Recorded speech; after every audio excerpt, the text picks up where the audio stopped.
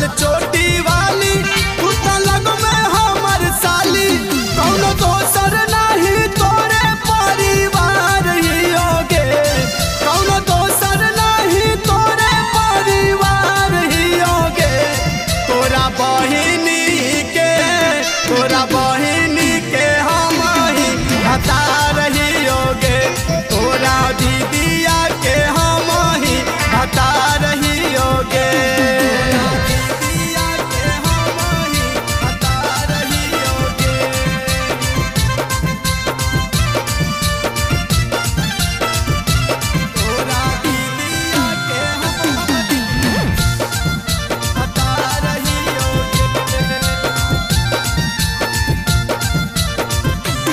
photo खींच लई हमर जाके मम्मी के देखा दे तानी हेरा फेरी करके हमर शादी करवा दे आगे देखा दीगे फोटो खींच लई हमर जाके मम्मी के देखा दे तानी हेरा फेरी करके हमर शादी करवा दे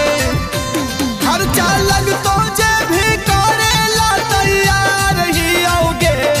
खर्चा लगतो जे भी करेला तैयार ही आओगे तोरा बहिनी के हम ही बता रही होगे तोरा दीदिया के हम ही बता रही होगे